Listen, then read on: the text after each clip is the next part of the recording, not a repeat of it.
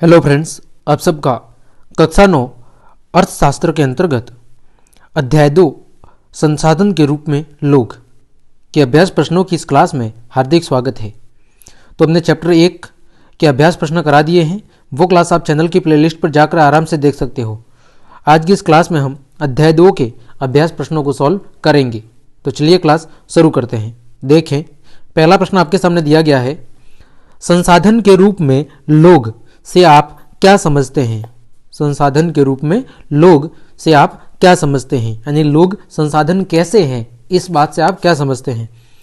तो अगर हम बात करें संसाधन के रूप में लोग से, तो इसका मतलब है वर्तमान उत्पादन, कौशल और क्षमताओं के संदर्भ में किसी देश के कार्यरत लोगों के वर्णन करने की एक विधि है।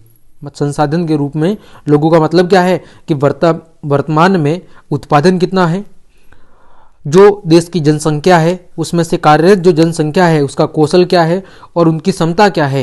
उन क्षमताओं के संदर्भ में जब हम बात करते हैं तो उसे कहा जाता है संसाधन के रूप में लोग। मतलब क्या हुआ कि जैसे हम दूसरे जो संसाधन है या जो दूसरे उत्पादन के साधन हैं, उन दूसरे उत्पादन के संसाधनों की तरह ही जनसंख्या भी एक क्या है, संसाधन है। और इसे हम क्या कहते हैं, इसे हम मानव संसाधन कहते हैं। जिस तरह हम किसी भी कार्य को करने के लिए कुछ साधन या कुछ अन्य उपकरणों का उपयोग करके उनकी मदद से हम उस कार्य को क्या करते हैं, पूरा करते हैं, ठीक उसी तरह जनसंख्या भी क्या है, एक संसाधन है, मानव संसाधन है, जिसकी मदद से हम विभिन्न प्रकार के कार्य क्या करते हैं, संपन्न करते हैं। ठीक है, तो जनसंख्या एक बोझ नहीं है बल्कि एक मानव संसाधन है। यदि इसका सही तरीके से क्या किया जाए, उपयोग किया जाए, तो इस विशाल जनसंख्या को हम एक बहुत बड़े उत्पादन में क्या कर सकते हैं, एक बहुत बड़े उत्पादन में शामिल कर सकते हैं, या इस विशाल जनसंख्या की मदद से एक वृहत स्तर पर हम किसी भी वस्तु का निर्माण या उत्पादन प्रक्रिया को संपन्न कर सकते हैं। आगे बढ़ते हैं। दूसरा प्रश्न दिया गया है, मानव संसाधन भूमि और भौतिक पूंजी जैसे अन्य संसाधनों से कैसे भिन्न है। ये बोल रहा है कि जो मानव संसाधन है वो भूमि और जो भौतिक पूंजी है उस भौतिक पूंजी से अलग कैसे हैं। ठीक है, तो देखो, भूमि और भौतिक पूंजी ये दोनों ऐसे संसाधन हैं जिनका अपने आप उपयोग नहीं हो सकता। जैसे भूमि है, आपके पास भले 500 बीघा जमीन है, क्या वो अपने आप वहां से उत्पादन हो जाएगा? अपने आप वो किसी चीज का उत्पादन कर देगी? नहीं करेगी। उसका उत्पादन तब तक नहीं होगा जब तक मानव संसाधन कार्य नहीं करेगा। इसी तरह आपके पास दूसरा कोई भौतिक संसाधन है, जैसे ट्रैक्टर है। अब ट्रैक्टर क्या एक भौतिक संसाधन है? तो क्या ऑटोमेटिक ट्रैक्टर चल जाएगा? क्या वो ट्रैक्टर ऑटोमेटिक चल के खेतों में जुताई कर देगा? नहीं, ऐसा नहीं होगा। किसी न किसी रूप में तो मानव की जरूरत पड़ेगी ही। तो भूमि और भौतिक जो पूंजी है, ऐसे अन्य संसाधनों का उपयोग कर मानव संसाधन क्या करता है, उत्पादन में मदद करता है। यानी जितने भी अन्य संसाधन हैं, भूमि या भौतिक संसाधन, उन सभी संसाधनों का उपयोग कौन करता है, मानव संसाधन करता है, और फिर जाके क्या होता है, उत्पादन होता है। अन्य संसाधन अपने आप उपयोगी नहीं हो सकते। कोई भी संसाधन अपने आप उपयोगी नहीं हो सकता। जैसे बात करें कंप्यूटर की, तो कंप्यूटर भी एक मशीन है, वो भी तब तक कार्य नहीं कर सकता जब तक मानव उस पर बैठकर कुछ न कुछ ऑपरेशन नहीं करता, अन्यथा वो भी कोई काम का नहीं है। ठीक है, यही कारण है कि जो मानव संसाधन है वो अन्य संसाधनों से क्या है, बेहतर माना गया है। बाकी जितने भी संसाधन हैं वो अपने आप में कुछ भी नहीं कर सकते, लेकिन मानव अपने आप में बहुत कुछ कर सकता है। इसके लिए उसे अन्य किसी की जरूरत भी नहीं होती है। ठीक है, चलिए आगे बात करते हैं। मानव पूंजी निर्माण में शिक्षा की क्या भूमिका है। ये बोल रहा है मानव पूंजी निर्माण में शिक्षा की क्या भूमिका है, यानी मानव संसाधन को हम पूंजी में किस तरह बदल सकते हैं, उत्पादन में किस तरह बदल सकते हैं, उसमें शिक्षा की क्या भूमिका है। जैसे कोई भी एक व्यक्ति है, अब समझ लीजिए वो बिल्कुल अभी अनपढ़ है, तो उसे शिक्षा देकर हम किस तरह उससे पूंजी यानी उसके जरिए उत्पादन कर सकते हैं, उसके जरिए क्या कर सकते हैं, इनकम कर सकते हैं, उसको किस तरह हम मानव पूंजी के रूप में परिवर्तित कर सकते हैं, उसमें शिक्षा का क्या रोल है। तो चलिए समझते हैं। तो मानव पूंजी निर्माण में शिक्षा की महत्वपूर्ण भूमिका है। पहला, शिक्षा अच्छी नौकरी और अच्छे वेतन के रूप में क्या देती है, फल देती है। सिंपल सी बात है, एक व्यक्ति जो बिल्कुल कैसा है, अनपढ़ है, समझ लीजिए ये व्यक्ति कैसा है, अनपढ़ है, और बिल्कुल बी क्या है, बिल्कुल जो बी है वो बहुत ही शिक्षित है। अब दोनों समझ लीजिए एक जगह जॉब कर रहे हैं, तो निश्चित रूप से जो शिक्षित होगा उसको अनपढ़ की तुलना में ज़्यादा वेतन मिलेगा। तो शिक्षा अच्छी नौकरी के लिए और अच्छे वेतन के रूप में क्या है, फल देती है। दूसरा, शिक्षा आर्थिक व सामाजिक विकास का एक क्या है, मुख्य तत्व है। यदि शिक्षा है तो शिक्षा के जरिए लोग अपनी अच्छी इनकम कर सकते हैं, साथ ही साथ अपना सामाजिक विकास भी कर सकते हैं। जैसे बात करें हम प्राचीन समय की भारत में, तो प्राचीन समय में शिक्षा नहीं थी तो लोगों का रहन सहन स्थिति, आर्थिक स्थिति इतनी अच्छी नहीं थी। लेकिन जैसे जैसे शिक्षा का विकास हुआ, लोगों ने अलग अलग तरह के आविष्कार किए, नई नई चीज़ों को सीखा, जिसके परिणाम स्वरूप उनकी आर्थिक स्थिति भी अच्छी हुई और साथ ही साथ उनके सोचने समझने की क्षमता का भी क्या हुआ, विकास हुआ। तीसरा, शिक्षा श्रमिकों की कार्यकुशलता को क्या कर देती है, बढ़ा देती है। जो शिक्षा है वो किसी भी श्रमिक की जो कार्यकुशलता है, कार्य करने की जो क्षमता है, उसको क्या कर देती है, उसको बढ़ा देती है। वही बात है, जैसे ये अनपढ़ है और ये शिक्षित है। अब समझ लीजिए दोनों को काम के दौरान कुछ दिक्कत हो गई, तो शिक्षित क्या करेगा, अभी की समय में बात कर रहा हूँ, शिक्षित क्या करेगा, अगर वो पढ़ा लिखा हुआ है तो तुरंत इंटरनेट खोलेगा और उसका समाधान देख लेगा कि भाई ये चीज़ ऐसे होती है। अब जो अनपढ़ है, वो जो उसको पता ही नहीं है, लिखना पढ़ना ही नहीं आता, तो वो किसी प्रकार से डायरेक्ट ऑनलाइन या किसी अन्य प्लेटफॉर्म से मदद नहीं ले सकता। तो मतलब क्या हुआ कि शिक्षा है वो श्रमिकों की कार्यकुशलता को भी बढ़ा देती है। अगला, शिक्षा विज्ञान की तकनीकी के विकास में क्या होती है, सहायक सिद्ध होती है। आज हम जितनी भी टेक्नोलॉजी देख रहे हैं वो सब कब संभव हुआ है, वो सब शिक्षा के कारण ही संभव हुआ है। अगर वही दुनिया पहले तरह अनपढ़ होती, वही जंगलों में रहती होती, तो क्या आज इतना विकास होता, नहीं होता। तो शिक्षा क्या करती है, शिक्षा की मदद से ही हमने विज्ञान में नए नए आविष्कार किए हैं और जिसकी वजह से आज हम ये सारी सुख सुविधाएं देख पा रहे हैं। अगला, शिक्षा सभी व्यक्तियों की मानसिक क्षमता को भी, यानी सोचने समझने की क्षमता को भी क्या करती है, बढ़ाती है।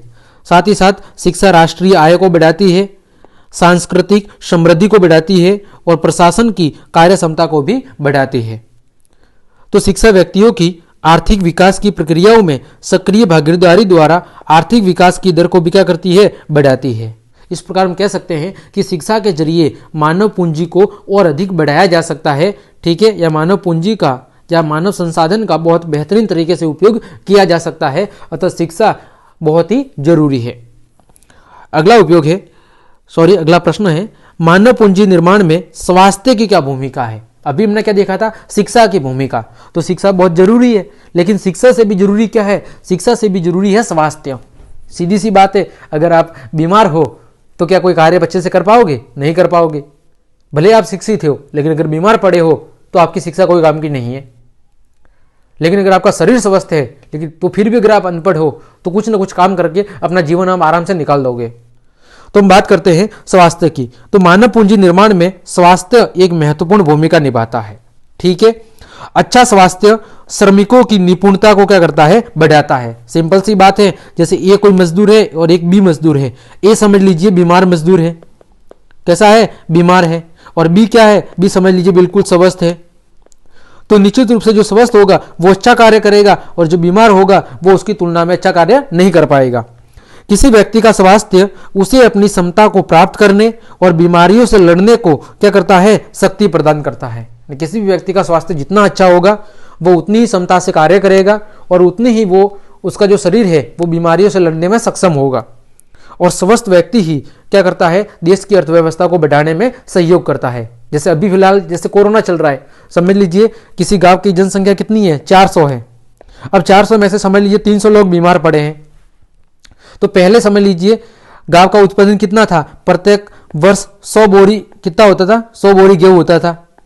अब इस साल 300 लोग तो बीमार पड़े हैं, तो क्या 100 लोग क्या इतना उत्पादन कर पाएंगे, नहीं कर पाएंगे, क्योंकि जितने स्वस्थ कम लोग होंगे उत्पादन उतना कम होगा, जितने बीमार ज्यादा होंगे उत्पादन उतना ही क्या होगा, प्रभावित होगा। तो स्वास्थ्य किसी व्यक्ति के कल्याण को मापने का क्या है, एक अप्रिय है आधार है। यदि जनसंख्या स्वस्थ होगी तो निश्चित रूप से उत्पादन भी ज्यादा होगा और वो मानव पूंजी में अपना एक महत्वपूर्ण योगदान अदा करेंगे। चलिए आगे बढ़ते हैं। किसी व्यक्ति के कामयाब जीवन में स्वास्थ्य की क्या भूमिका है। इसी प्रश्नों को दूसरे तरीके से पूछ लिया कि किसी व्यक्ति के कामयाब जीवन में स्वास्थ्य की क्या भूमिका है। तो अभी हमने समझा कि किसी व्यक्ति का जो स्वास्थ्य है वो उसकी क्षमता का एहसास कराने में क्या करता है, मदद करता है। कोई व्यक्ति जितना स्वस्थ होगा उसको अपने आप पर उतना विश्वास होगा, वो किसी भी कार्य को उतनी ही अच्छे तरीके से कर पाएगा। और उसे बीमारी से लड़ने की क्या देता है, क्षमता भी देता है। यदि कोई व्यक्ति जितना स्वस्थ होगा वो उतनी ही बीमारी या रोगों से कम ग्रसित होगा। यदि कोई व्यक्ति का शरीर बिल्कुल स्वस्थ नहीं है तो निश्चित रूप से कुछ समय के बाद उसे कई सारी बीमारियां और रोग क्या करेंगे, घेर लेंगे और धीरे धीरे उसका जीवन का अंत हो जाएगा। लेकिन एक व्यक्ति अगर पूर्ण रूप से हष्ट पुष्ट है और स्वस्थ है तो उसे बीमारियां भी कुछ भी नहीं कर पाएगी, उसका उस पर बीमारियों का ज्यादा असर नहीं होगा और वो अपनी पूरी क्षमता से कार्य को कर पाएगा।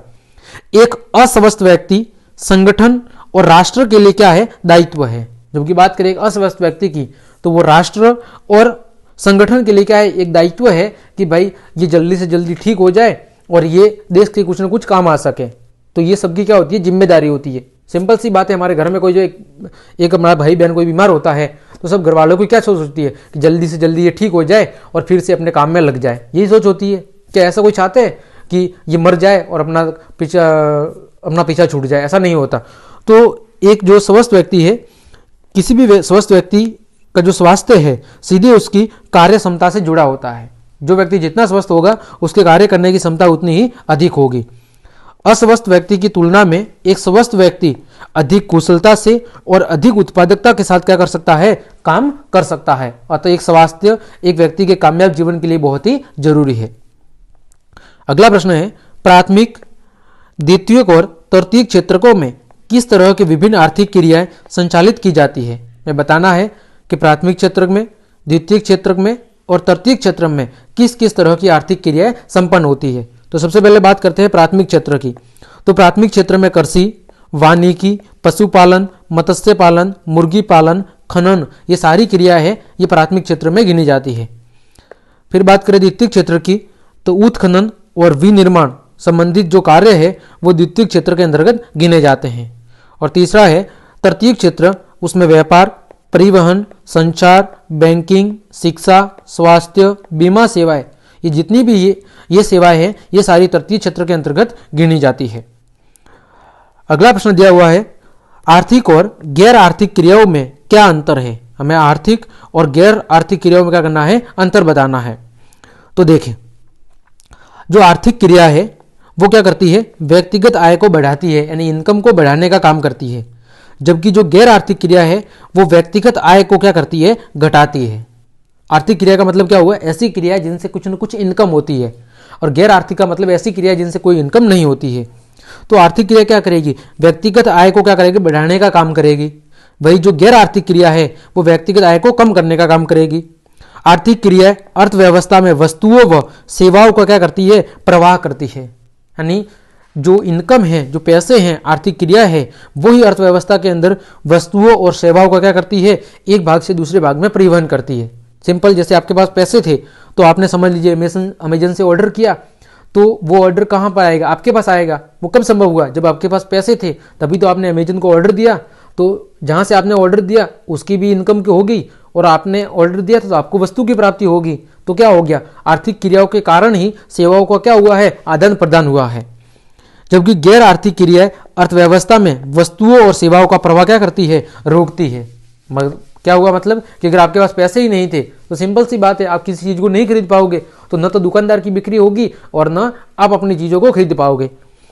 तीसरा, यदि आर्थिक क्रियाओं में वृद्धि होती है तो समझना चाहिए कि अर्थव्यवस्था क्या हो रही है, समृद्ध हो रही है। यदि आर्थिक क्रियाओं में क्या होती है, वृद्धि होती है, तो समझ जाना चाहिए कि अर्थव्यवस्था क्या हो रही है, अर्थव्यवस्था समृद्ध हो रही है, उसमें धीरे धीरे वृद्धि हो रही है। वही अगर गैर आर्थिक क्रियाओं में वृद्धि हो रही है, इसका मतलब अर्थव्यवस्था में क्या हो रहा है, पतन हो रहा है। ठीक है। फिर आर्थिक क्रियाएं राष्ट्रीय आय को बढ़ाने में क्या देती है, अपना योगदान देती है। वही जो गैर आर्थिक क्रिया है वो राष्ट्रीय आय को बढ़ाने में कोई योगदान नहीं देती है, बल्कि घटाने में योगदान देती है। ठीक है, चलिए यहां पर बढ़ाने हैं, ठीक है, बढ़ाने में योगदान नहीं देती है। अगला प्रश्न है, महिलाएं क्यों निम्न वेतन वाले कार्यों में नियोजित होती है? यानी अधिकांश जो महिला है उनको किसी काम पर पुरुषों की तुलना में कम वेतन क्यों दिया जाता है, या दूसरे शब्दों में कहें तो ज्यादातर जो महिलाएं हैं वो निम्न वेतन वाले कार्यों में ही क्यों सम्मिलित होती है या नियोजित होती है? तो शिक्षा और कौशल बाजार में किसी भी व्यक्ति की कमाई के प्रमुख निर्धारक है। कौन कौन? एक तो शिक्षा और एक कौशल। अगर आप शिक्षित हो और आपके पास टैलेंट है तो निश्चित रूप से आप अच्छी आमदनी क्या कर सकते हो। लैंगिक भेदभाव के कारण महिलाओं को आमतौर पर शिक्षा और राष्ट्रीय आय के योग्य योगदानकर्ता बनने के लिए आवश्यक कौशल से वंचित रखा जाता है। यानी हमारे देश में क्या है, पुरुष प्रधान समाज है। यहाँ पर महिलाओं की तुलना में पुरुषों को ज़्यादा महत्व दिया जाता है, उन्हें ज़्यादा शिक्षित किया जाता है और उन्हें ही कमाई का मेन जरिया माना जाता है, जबकि महिलाओं को इतना महत्व नहीं दिया जाता, जिसके कारण अधिकांश महिलाओं के पास अल्प शिक्षा है और क्या है, कम कौशल है, क्योंकि उन्हें अपना कौशल विकसित करने का मौका ही नहीं दिया जाता, बहुत कम मौका दिया जाता है। तो निश्चित रूप से महिलाओं के पास पुरुषों की तुलना में कम शिक्षा है और क्या है, कम कौशल है। और यही एक कारण है कि उन्हें पुरुषों की तुलना में क्या मिलता है, कम वेतन मिलता है। साथ ही बहुत सी महिलाएं अपने घरेलू कारणों की वजह से कार्य करने के लिए तैयार भी नहीं होती है और कार्यस्थल पर महिलाओं की उचित सुरक्षा नहीं हो पाती और ऐसा समझा जाता है कि वे शारीरिक रूप से पुरुषों की तुलना में क्या होती है, निर्बल होती है। इस कारण जो महिला है उनको सामान्यतः पुरुषों की तुलना में कमजोर माना जाता है। अगला प्रश्न है, बेरोजगारी शब्द की व्याख्या आप कैसे करेंगे? तो बेरोजगारी उस समय विद्यमान कही जाती है जब प्रचलित मजदूरी की दर पर काम करने के इच्छुक लोग रोजगार नहीं पा सके। यानी हम बेरोजगारी कब कहते हैं कि जब कोई भी मजदूर है वो जो मजदूरी की अभी रेट चल रही है, अगर उस मजदूरी की रेट पर भी काम करने के लिए तैयार हो जाए लेकिन फिर भी उन्हें रोजगार नहीं मिले। जैसे हमारे यहाँ सिंपल बात करें, अभी एक नॉर्मल मजदूर जब काम पे जाता है तो उसकी मजदूरी कितनी है, 300 से लेके 500 तक, ये नॉर्मल मजदूरी है। तो अगर इस मजदूरी पर भी लोगों को काम नहीं मिल रहा है तो समझ लेना कि वहां पर बेरोजगारी विद्यमान है। तो बेरोजगारी केवल उस श्रम बल जनसंख्या में विद्यमान रह सकती है जिनकी उम्र 15 वर्ष से लेके 59 वर्ष के बीच में है। अब बेरोजगारी हम सबको बेरोजगार भी नहीं कह सकते। समझ लीजिए कोई व्यक्ति जिसकी उम्र 80 वर्ष है तो उसको हम बेरोजगार नहीं कह सकते। बेरोजगार कहां से कहां तक गिने जाएंगे, जिसकी उम्र 15 से लेके 59 वर्ष के ठीक बीच में है। ऐसी उम्र वाले व्यक्ति जिनको एक नियमित मजदूरी की दर पर भी रोजगार नहीं मिल पा रहा है तो उसे हम क्या कहेंगे, बेरोजगारी कहेंगे। ठीक है, चलिए आगे बढ़ते हैं। प्रसन्न और मौसमी बेरोजगारी में क्या अंतर है? एक प्रसन्न बेरोजगारी और एक मौसमी बेरोजगारी। तो देखिए हमने एक सारणी बनाई है, एक भाग में लिखा है प्रसन्न बेरोजगारी, दूसरे में लिखा है मौसमी बेरोजगारी। तो प्रसन्न बेरोजगारी के अंतर्गत वो श्रमिक आते हैं जो श्रमिकों की संख्या में बढ़ोतरी करते हैं परंतु उत्पादन में कोई योगदान नहीं देते हैं। प्रसन्न बेरोजगारी में वो श्रमिक आते हैं जो श्रमिकों की संख्या में तो बढ़ोतरी करते हैं लेकिन उत्पादन में कोई योगदान नहीं देते। मतलब क्या हुआ, जैसे एक परिवार है, एक परिवार में समझ लीजिए 10 सदस्य हैं। कितने हैं? 10। लेकिन उसमें से कमाने वाले कितने हैं? कमाने वाले समझ लीजिए 4 सदस्य हैं। तो बाकी के जो 6 सदस्य हैं वो क्या है, वो प्रसन्न बेरोजगारी को बढ़ावा दे रहे हैं। ठीक है, क्योंकि वो संख्या में तो बढ़ोतरी कर रहे हैं लेकिन उत्पादन में किसी भी प्रकार का कोई योगदान नहीं देते। उन्हें काम से हटा देने पर भी उत्पादन में कोई कमी नहीं आती है। अब इसका मतलब क्या हुआ कि ये जो 6 सदस्य हैं ये क्या है, अभी बच्चे हैं। ठीक है, तो ये अगर काम में शामिल नहीं होते तो भी उत्पादन में कोई फर्क नहीं पड़ता।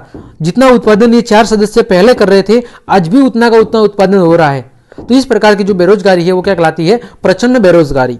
जबकि बात करें मौसमी बेरोजगारी, तो मौसमी बेरोजगारी वो बेरोजगारी है जिसमें लोगों को वर्ष के कुछ खास महीनों में ही कार्य मिलता है और बाकी के महीनों में उन्हें काम नहीं मिलता है।